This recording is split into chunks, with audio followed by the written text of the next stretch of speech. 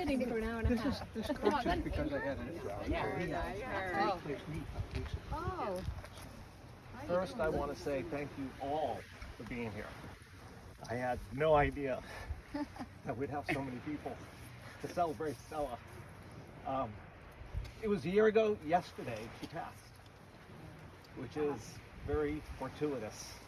And the man upstairs has given us an amazing day. Yeah, amazing. Really, thank you so much. We scattered Stella in the Ottaquiche yesterday morning in Vermont. This place was like Swansea, was like College Pond, was like New Hampshire. My mom had a knack for finding party houses. And food and music, unbelievable. And this was very special to them, this place.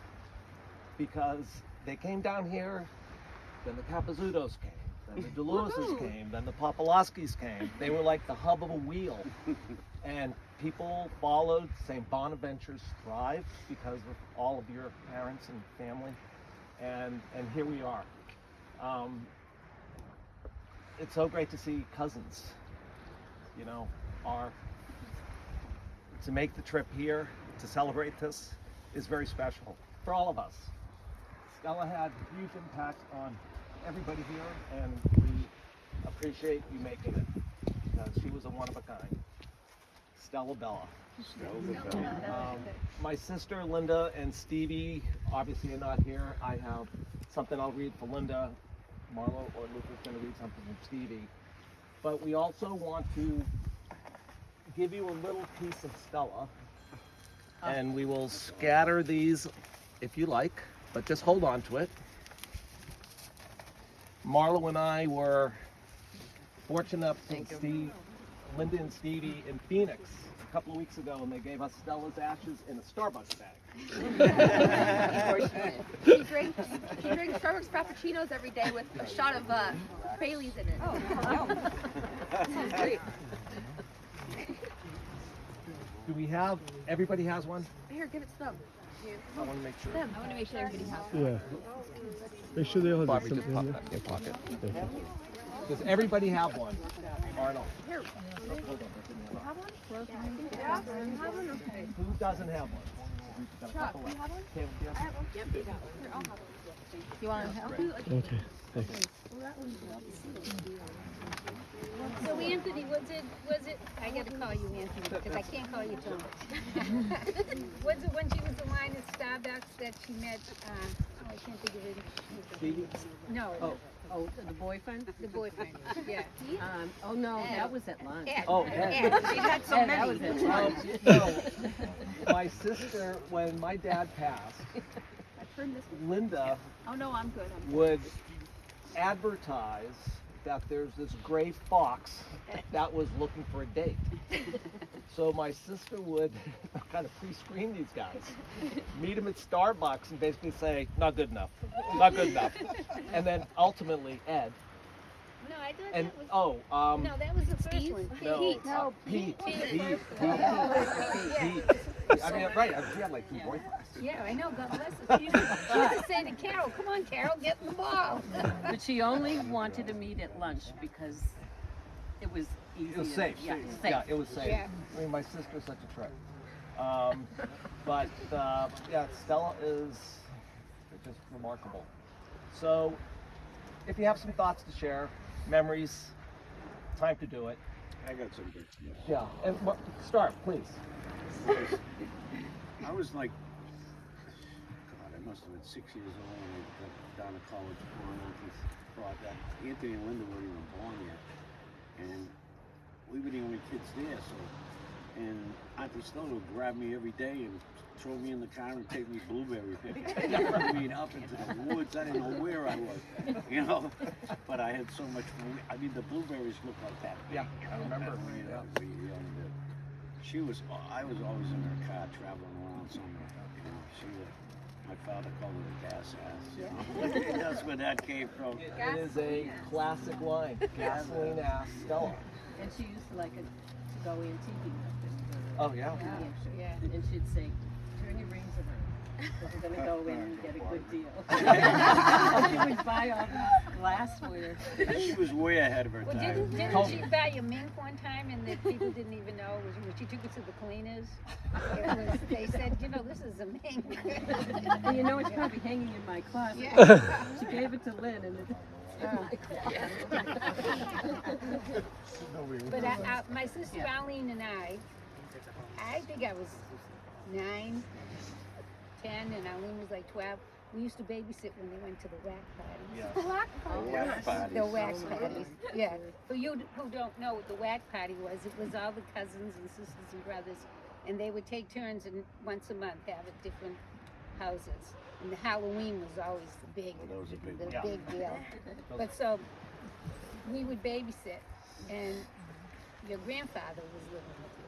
So this night, Auntie Stella says, Pops is going out, but he'll be back around 10 o'clock. So we said, okay. Well, around 8 o'clock, we hear the door. Arlene and I, oh my God, someone's breaking in. She runs and gets a butter knife. I ran under the table. And it was your grandfather came in. And good thing we saw his hat first. But then, when she would drive us home on the Sunday, come on girls, let's get lost. And we'd go, and she couldn't get lost. She would just go everywhere and she couldn't get lost. I got one. So I'm 16 years old, and I just got my license. We were at College Pond, and all the kids my age and with friends, we're gonna go to the Marshfield Fair. So we go to the Marshfield Fair. I gotta be home by 11. So we go to the fair. We come back, and I start driving people home because it was my father's '53 Buick, no power steering. No power steering. It was the wheel was this big. I was little, I was like small, and so I took Patty Uva down her road, and she said, well, you go right by the house, take a left, and just go up a little and take another left. So I did that, and I must have missed the left, and I backed up, and I was in the pond. Oh my I God. backed into the pond on the public beach. No way. This is 11 o'clock, and when we walked all the way back to Auntie Stella's house in Tony's, and my father, where's the car? It's in the pond, across the pond. Jesus, Jesus, Jesus, Mary and Joseph, Jesus, and they just go on.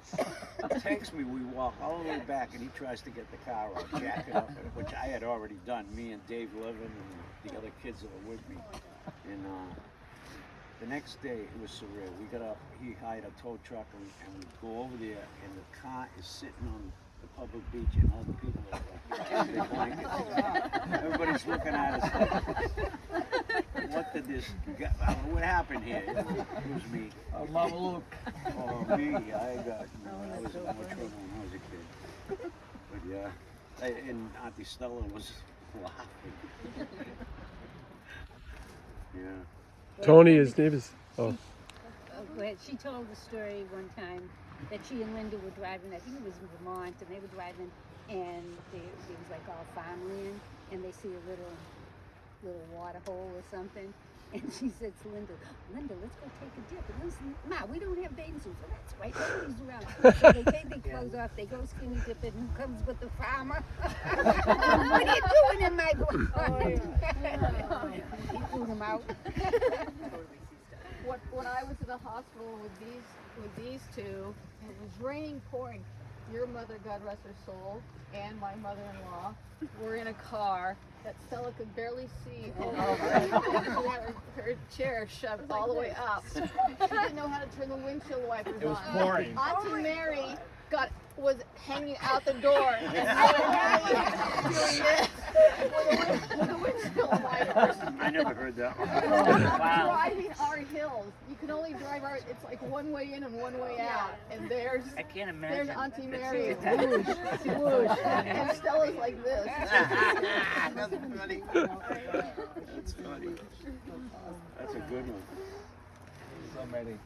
She made Ralph, when one of her exploration trips, an old Buick 66, like the size of the ship, and we were cruising around in Vermont and came across a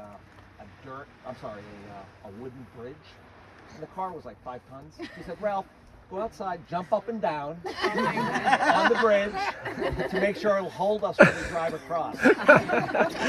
And Ralph is like a beanstalk. That's funny. I have a story. We went to Phoenix to see Nana and my aunt and uncle, and Linda. We were at the Phoenician, but it was really hard to get into the Phoenician because it's really popular.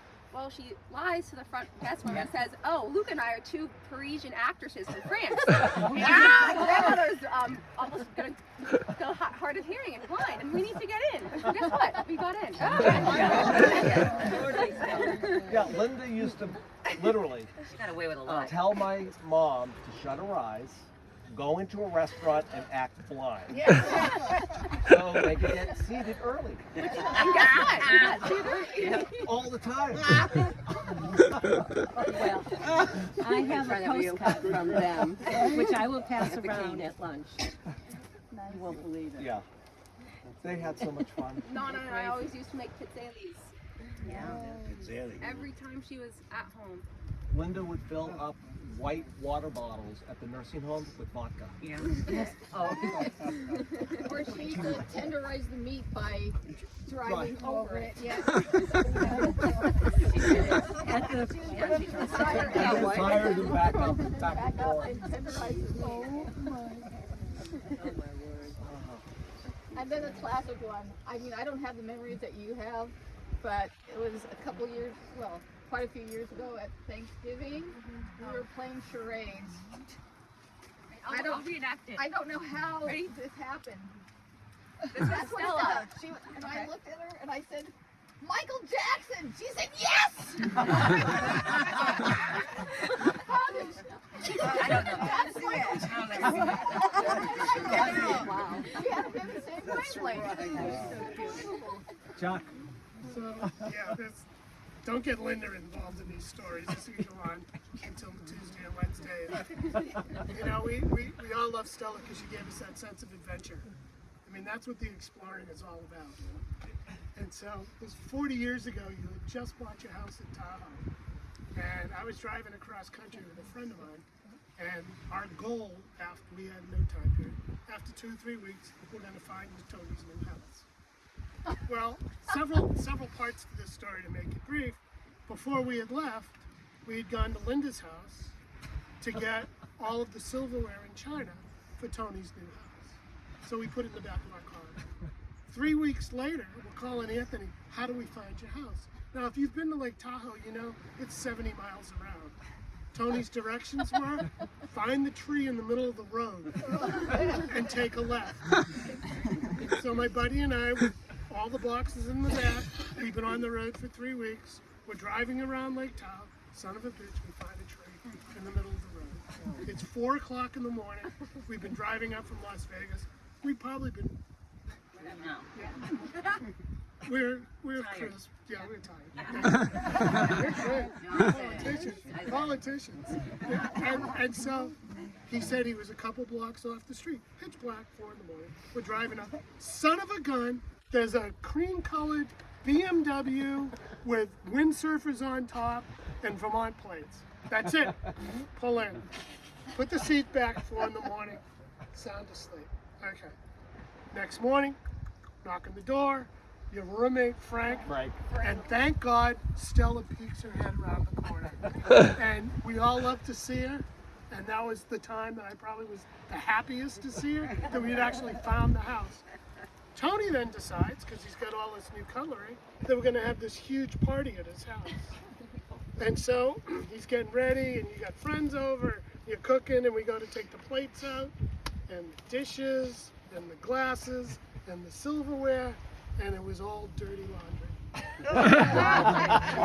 In the box. They weren't all in silver or china. They were all in Linda had taken all of the silverware, all the china, all the glasses, filled it up with towels and sheets, and son of a bitch if we didn't drag that across the country.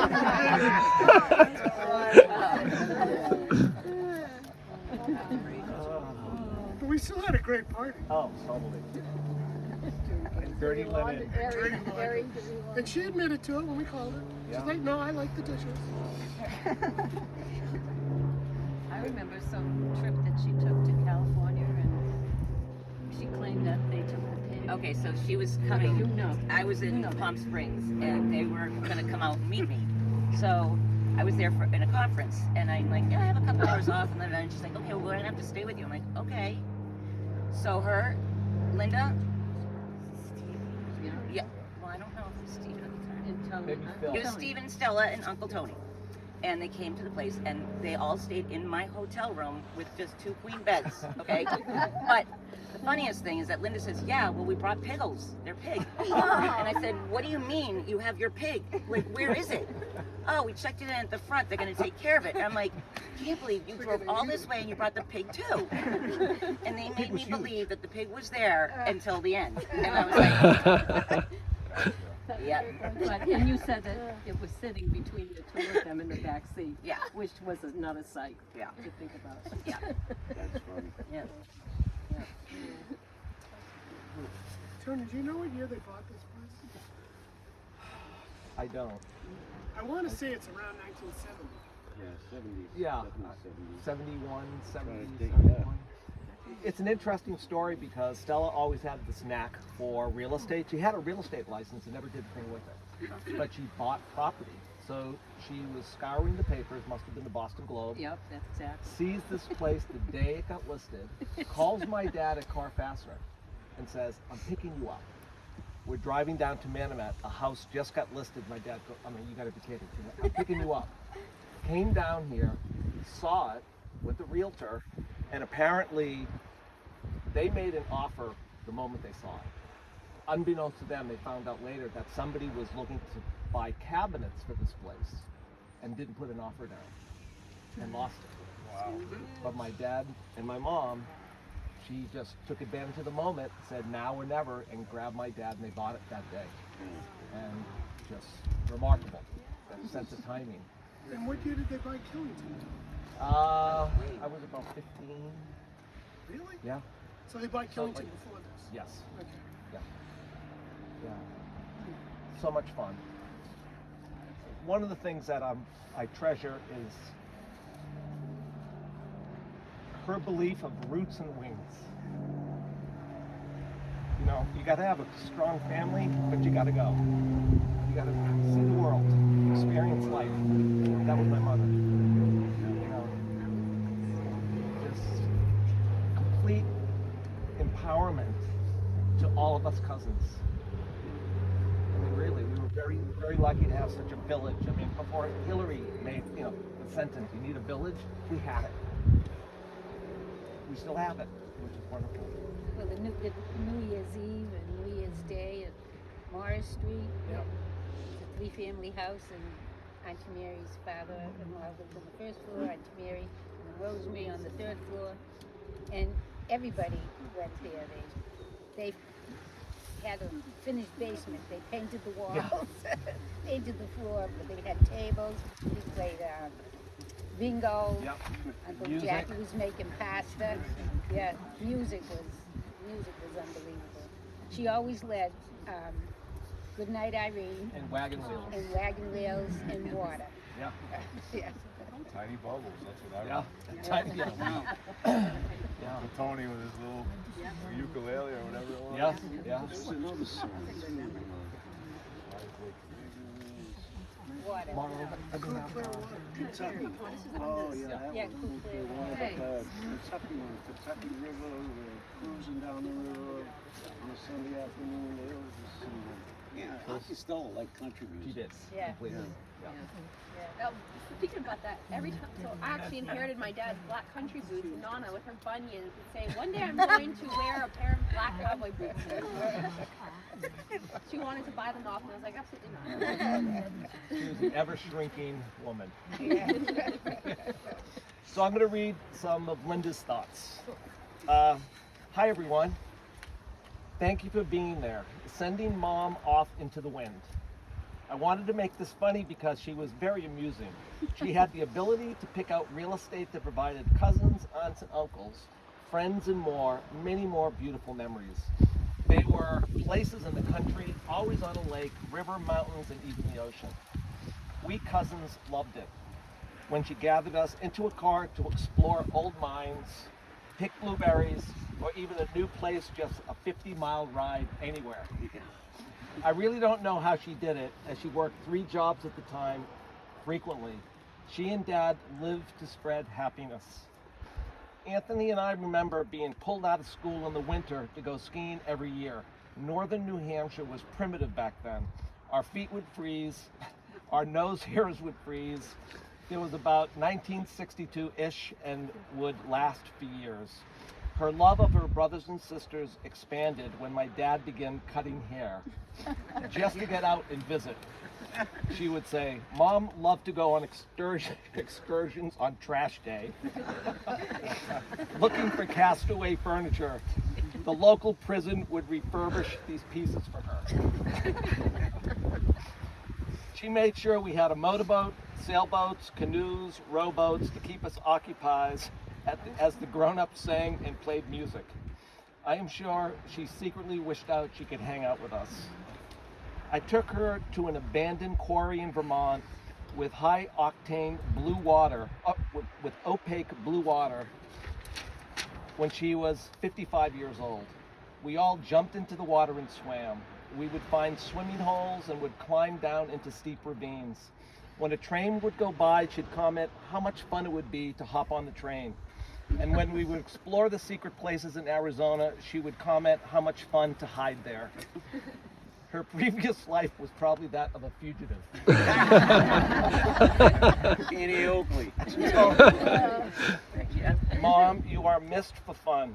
I love the life you gave us, and I love your spirit always. Love, Linda.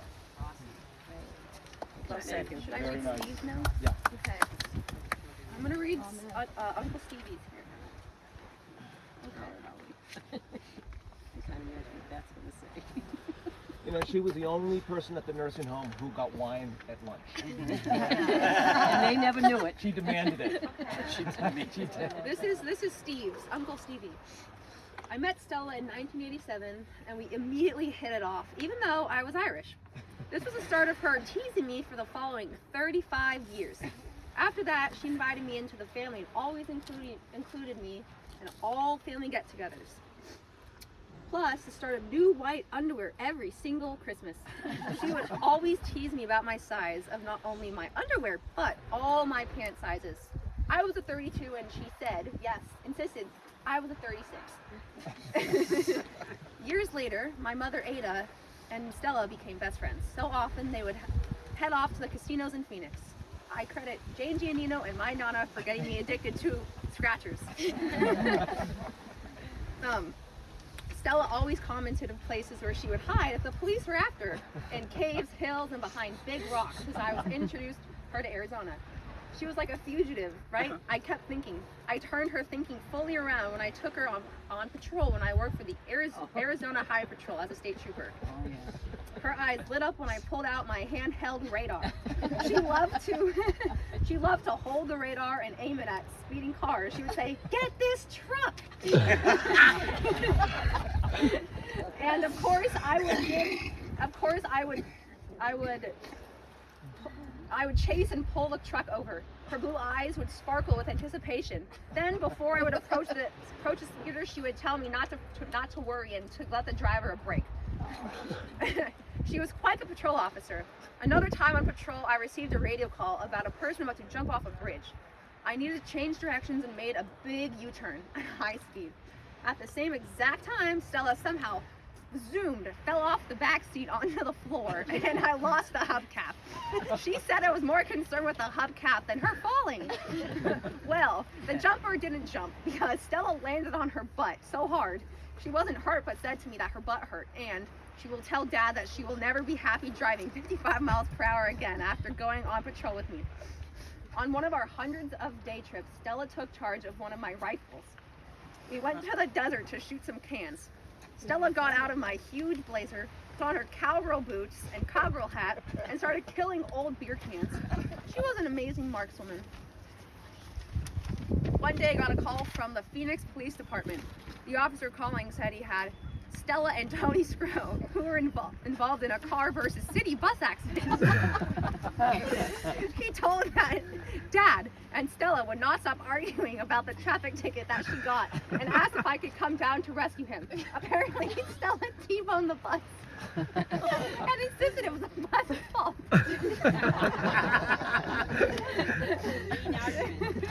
I can barely talk. She truly was fun to be with. In the car, she would point out things that never would notice, such as very small cameras that we had to make sure we would keep a lookout from on top of the light poles on the freeway. Mom was a true mom to me, always seeing the best in people, never the worst. She was full of inspiring advice and love for all that she meant. She truly is missed and will always be loved by me. Love, Stevie. Very good. Can I read mine? Yeah. Okay. So I have one nursing home story. When my sister Carol and I and Janie went to visit Auntie Stella in Phoenix at the nursing home. And so we went and we were sitting and talking, and she said, "Oh, you don't know what happened to me yesterday."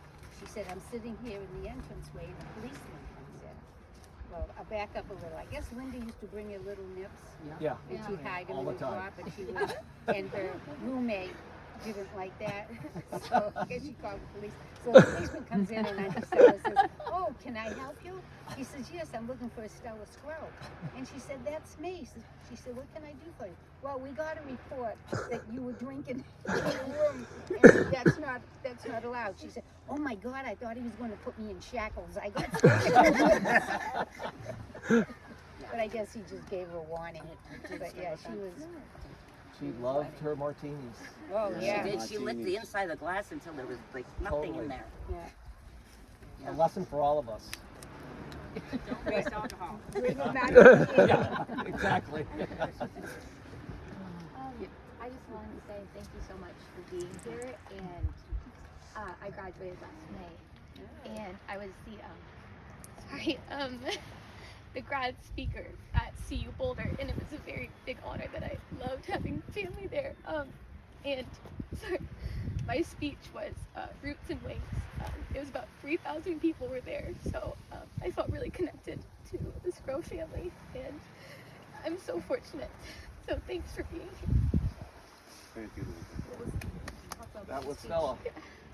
Why she let me bicycle from Boston to Montreal when I was 15, alone, sleeping on picnic tables, cemeteries. He said, "Go." My dad, like, "Are you sure?" Go. And I always used to call. Remember, we used to have collect calls. So when I was bicycling cross country, "Is cousin Ralph there?" "No, he's not there." Oh, that's right. That "Who's calling?" "Say cousin Anthony's fine." So that's how I stayed in touch with him. Collect calls. Yeah, right? Phone booth. 16, we went through Vermont. Yeah. I mean, our parents just had that spirit and let us go. Yep. They did. Priceless. And you still travel. Yeah. Okay. Okay. I wrote one for my Nana. Okay. When we call each other on the phone, or when Nana put me to bed at night, she would always sing me a jingle. "See you in the morning, see you in the evening, see you at supper time. Boop, boop." I simply adored finishing the night by saying it to my grandma. I'd always do so with a big smile on my face and a feeling of love and gratitude. It was very unique. And kept singing that little melody for a very long time. We would always say that. The fact that I constantly saw her in the morning, afternoon, and yes, even at supper time, proved that I was always with her. Every morning she would read the paper and have the same diet of toast, occasionally burnt, with a pat of butter, followed by a large glass of orange juice.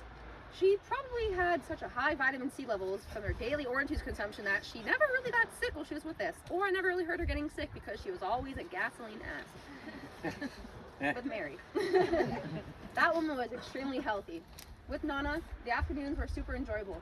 It was essential Luke and I would always be fed, like as all grandmas do. So she would constantly bring out her, what she would say, pocketbook, my pocketbook. Her pocketbook, to pay for our food.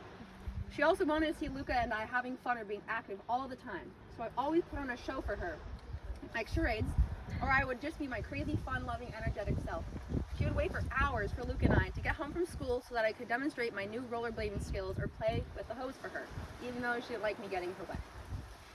She loved basking in the sun each day in her rocking chair outside her front door. I'll never forget the day she attempted to pick up my lost bouncy ball one afternoon, and whoosh, Nana plummeted down the side of our hill, and Luca was starting to scream, Nana fell down the hill!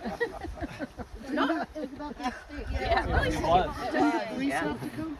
Hold on. Yeah. Listen to the Nana story. was coated in burrs and leaves and twigs, but she was still sporting her trademark periwinkle sweater and trademark matching sweatpants. My dad snapped a photo of her on the hill, in which she was smiling and grinning ear to ear in. As soon as he hurried outside to find out what happened before dialing for assistance.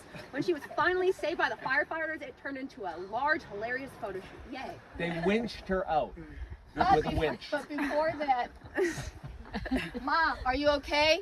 Yeah, I'm okay. And he got his he got I gotta his take a camera picture out. of I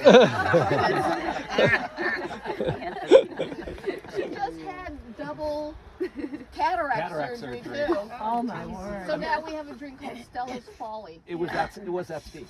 Wow. It was They had a that wincher. Three Yeah. EMTs put a winch around her and had a machine to pull her out. Yeah. Stella's Folly. Nana's She was always a tough bird. Auntie Stella. Well, I was gonna say something about Mary because we would always talk about Mary with us and say how they both would have these adventures. And I said her gasoline ass is something that everyone knows that is Nana, as my dad would say. And most importantly, her ability to take me places like Rite Aid, where we've literally spent hours, and I mean hours, going up and down each aisle, putting the most random things in the cart. For some of my earliest memories of Nana that greatly influenced my life. Discounted nail polish, gardening materials, books, socks, greeting cards, diapers even, cereal boxes, Christmas decorations, and expired drinks would be in our cart, and obviously some booze. Since I had to look at and eventually buy all the strange junk I never needed, I give Nana credit for instilling in me a love of collecting things such as garbage and trinkets and lottery tickets. Yep, that I would be entering in my life. In relation to stuff I never needed, Nana loves sending Luca and I unexpected mail order presents. Oh, she loved placing orders from Sky Mall. Yeah, the old airline catalog. She once sent Luca and my mom and dad and I fish scales and window breakers. Although I'm not sure how, I'm not sure why we even needed them because we were catch and release. But also, those fish gadgets were really bulky. And she was like, she's like, oh, there's a blade in them so you can fillet the fish when you're done catching. And that was really, really bulky. Early evenings with Nana were spent at home and the neighborhood pool, where we'd always work on crossword puzzles and word searches together. The most essential thing is that she taught me how to sew, of course, and I wasn't the greatest, and I always stabbed myself. The funniest part of one time was when Luke and I finished swimming for the day, but Nana, who had been sitting on the bench for hours, was strangely absent. As we were walking up the stairs, passing the snack shack in the girls' locker room, Nana was hiding, eating a hot dog in the most secretive way possible. Of course she was. She was terrified because we grew up not eating red meat. She probably thought I'd be horrified and tattle on my parents, saying that Nana ate a hot dog, Nana ate a hot dog. And of course, the most memorable occasions I've had with Nana were during supper time. Going to restaurants with her was never boring. At the Italian-American Club in Arizona, where we frequented, is that right? Yeah. She would effortlessly down a full glass filled to the rim of red wine. She would startle herself during dinner when she heard the sound of her own stomach growling. And the night of Luca's and my 12th birthday, we went to an Italian restaurant and ordered a traditional margherita pizza. You know, the one with the tomato sauce, the fresh mozzarella, and the basil? Well, she asked us if we could, quote, taste the liquor in the pizza. Thinking there was an actual margarita in the pizza dough. And that question will go down in history since, despite its moniker of margarita, the pizza pie did not contain any booze. Nana, I want to thank you for providing my dad such an amazing life and for giving my family and I, and all our cousins here today, oodles of belly laughs. Yeah. You have made me who I am. Because of you, I'm pretty sure that's why I have blue eyes, because my mom has green and my dad has brown. And you did have the clearest, loveliest, most sparkling blue eyes in the world. And I know you're looking down on us while you're all with all our family, sipping a martini, listening to Blue Bayou, and tightly clutching the Malopio necklace. When I went to Israel, my semester junior of high school, she took off her Malopio necklace, Italian horn, and Malopio, and put it on my neck. And then when I got back from Israel, I put it back on her neck. And I gave her a Hamsa ring, and she never took it off. As my dad said at your 90th birthday party, Ma, if you don't make it to 100, what Chucky was taking a video of, I'm gonna kill you. With that threat, I'm so glad my dad didn't go through with that threat because she did make it to a century and a half. At the end of the day, love never dies, love never fails, love carries on, and part of you is still here singing, see you in the morning, see you in the evening, see you at supper time. That was awesome. Excellent. That video is still on with all of you guys. Yes. It's still on YouTube. So look up Stella Sgro 90th birthday. So you can watch it. It's got all of you guys, giving speeches to Stella. It's priceless.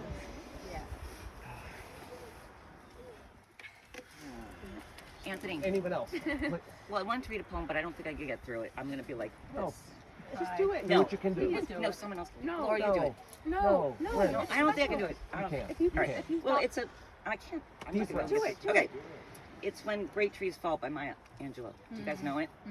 I don't have to read the whole thing, I guess. When great trees fall, rocks on distant hills shudder. Lions hunker down in tall grasses, You gotta and speak even elephants lumber after safety. When great trees fall in forests, small things recoil into silence, their senses eroded beyond fear. When great souls die, the air around us becomes light, rare, sterile. We breathe briefly, our eyes briefly see with a hurtful clarity, our memory suddenly sharpened, examines, gnaws on kind words unsaid, promised walks never taken. Great souls die, and reality bound to them takes leave of us. Can't see. Our souls deepen upon their nurture, now shrunk, wizened, our minds formed, and informed by their radiance fall away. We are not so much maddened as reduced to the ignorance of dark, cold caves. And when great souls die, after a period, peace comes, blooms. Suddenly and always irregularly, spaces fill with a kind of soothing, electric vibration. Our senses restored, never to be the same, whisper to us, they existed, we can be, and be better, for they exist. Okay, well, on another side note, do you think do you have any extra? Because I'd like to put some at Auntie Louise and Uncle Joe's grave. Yes, if you have some. You got it. Because unfortunately, Uncle Tony's no longer there. Because I took him by accident. Nice. Is that for Lisa? Did you ever hear that story? Is that for Lisa?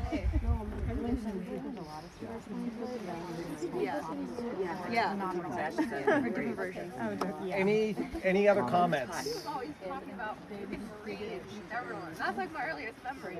Everything about her is just them. And They're I'd like to little thank Friday Bobby, nights. Kathy, and Denny for having us. Thank you. Thank you very much. If I could say one thing though, and I was going to say it earlier, we grew up with them being neighbors, and never forget the sing-alongs they had out here every single night, and they always invited us over, and they had their martinis at night, and they had the best time, and they were so sweet to us all the time. And Kathy and Denny live next door, and they have this place too, and the spirit's still here. Lovely. Just to add to that a little bit. So there were some rules when it came to cocktails. And one of the rules was, they tried to wait until 5 o'clock in the afternoon. They tried. They did try. They were very, that's the word I chose. And there were times up in Swansea, the clock was pretty high up there, and you couldn't reach it. And my father and your father come walking in with the stepladder one day. They put it up the wall, and they said, what the hell is this? And they climb up there and turn the clock down. Don't turn the clock ahead. Go walk back down and go over. Had a martini in a minute. They had rules.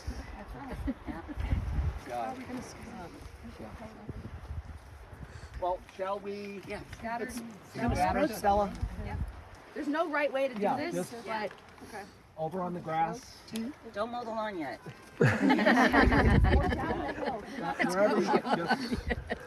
However you want to do it, but that's what we're have in mind. don't fall down.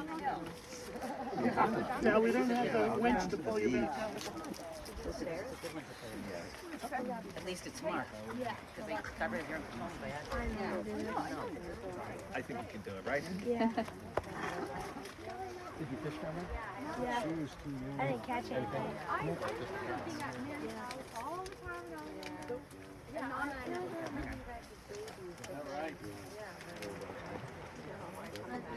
No, your family. I remember. I said a lot. You want a hand? You want a hand? Hold on a second. You want a hand? Oh my God, it's tough. It is so tough. Thank you. Thank you.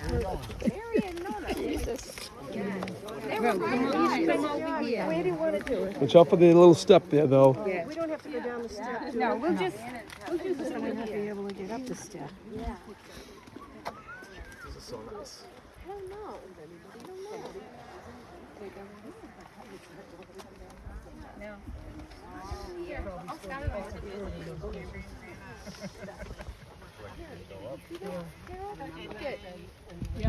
Really? Isn't that so awesome?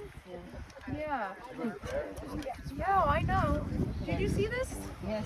Oh my gosh. But you know what? I thought that was No. Stella No, Sgro. I know. It's crazy. I never thought they looked alike. No. Oh, their picture, yeah. Yeah. Oh, all the memories I have are of Short Me and Virgin Margarita. And then the rest of the trip, they got put on. Oh my God, margaritas the whole trip. We were so shocked. On that pool deck.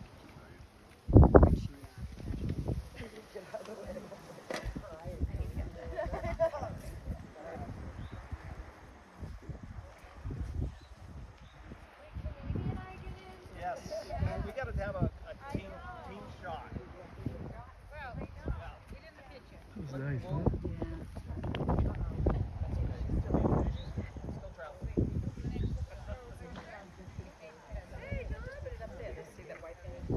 She loves a car.